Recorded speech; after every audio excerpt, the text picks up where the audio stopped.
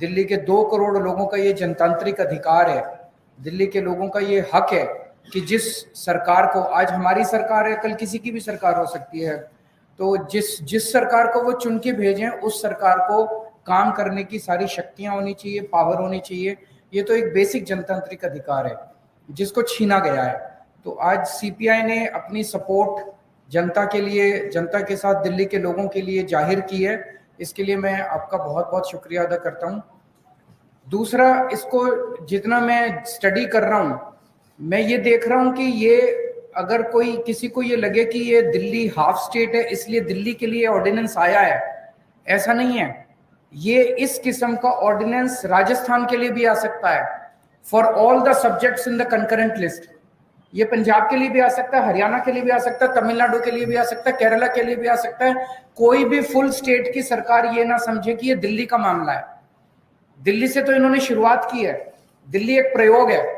अगर दिल्ली के में इसको नहीं रोका गया तो कल जहां जहां नॉन बीजेपी सरकारें बनेंगी वहां वहां उन स्टेट्स के लिए ऐसा ऑर्डिनेंस आएगा, मुझसे लिखवा लीजिए आप। तो सबको मिलके, पूरे देश के 140 करोड़ लोगों को मिलके, सभी पार्टियों को मिलके इसका विरोध करना है। इसके कुछ प्रोविजंस हैं जो अभी तक जनता के बीच में नहीं आई हैं।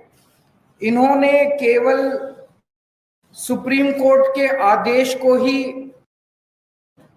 खारिज नहीं किया, इसमें 3 और ऐसी प्रोविजंस इन लोगों ने डाली है जिससे दिल्ली सरकार लगभग खत्म हो जाती है। इसके अंदर इन्होंने लिखा है कि अगर कोई मंत्री अपने सेक्रेटरी को कोई आदेश देगा तो सेक्रेटरी के पास ये पावर दे दी गई है, सेक्रेटरी डिसाइड करेगा कि मंत्री का आदेश लीगली ठीक है कि गलत है।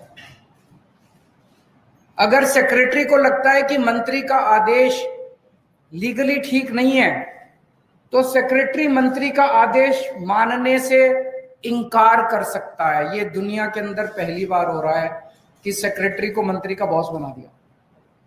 आपको 2 उदाहरण देता हूं, अभी पिछले हफ्ते हुए हैं दिल्ली सरकार में। विजिलेंस सेक्रेटरी को सौरभ भारद्वाज जी ने आदेश दिया वर्क एलोकेशन ऑर्डर की ऐसे ऐसे होगा। विजिलेंस सेक्रेटरी ने अपने आप को अब एक दिल्ली सरकार के अंदर इंडिपेंडेंट अथॉरिटी डिक्लेयर कर दिया है। वो कह रहा है कि इस ऑर्डिनेंस के आने के बाद मैं ना तो चुनी हुई सरकार के प्रति जवाबदेह हूं और एलजी के प्रति भी जवाबदेह, मैं उस अथॉरिटी जो बनाई है उसके थ्रू जवाबदेह हूं। तो डे टू डे फंक्शनिंग के लिए विजिलेंस सेक्रेटरी कह रहा है मेरा कोई बॉस नहीं है, now I am an independent authority. तो इस एक और केस के अंदर एक जगह झुग्गियां टूटी। जो हमारा दिल्ली सरकार का वकील था उसने कोर्ट में बहुत कमजोर दलीलें दी। ऐसा लगा कि वकील दूसरी पार्टी से मिला हुआ है। मंत्री ने आदेश दिया कि अगली हेयरिंग में हमें कोई अच्छा सीनियर एडवोकेट हायर करना चाहिए। तो सेक्रेटरी फाइल पे लिखती है कि वकील हायर करने का प्रेरोगेटिव सेक्रेटरी का है, मंत्री मुझे आदेश नहीं दे सकता कि कौन वकील हायर करना चाहिए, इसलिए आपका आदेश इलीगल है, मैं आपके आदेश को नहीं मानती। ऐसे सरकार कैसे चलाएंगे?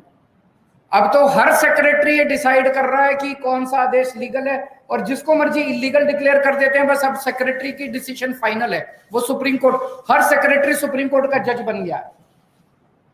एक और इसके अंदर प्रोविजन है, चीफ सेक्रेटरी को ये पावर दे दी गई है कि वो डिसाइड करेगा कि कैबिनेट का कौन सा डिसीजन लीगल है और इलीगल है।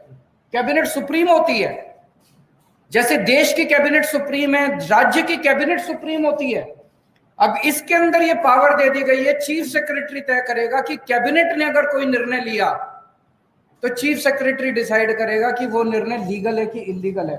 अगर उसे लगता है कि इलीगल है तो वो एलजी को रेफर करेगा और एलजी को पावर दी गई है, वो किसी भी कैबिनेट के डिसीजन को पलट सकता है। आज तक भारत के इतिहास में, दुनिया के इतिहास में ऐसा कभी नहीं हुआ कि ब्यूरोक्रेसी को मंत्री के ऊपर सेक्रेटरी को बिठा दिया और कैबिनेट के ऊपर चीफ सेक्रेटरी को बिठा दिया। ये आज तक कभी नहीं हुआ।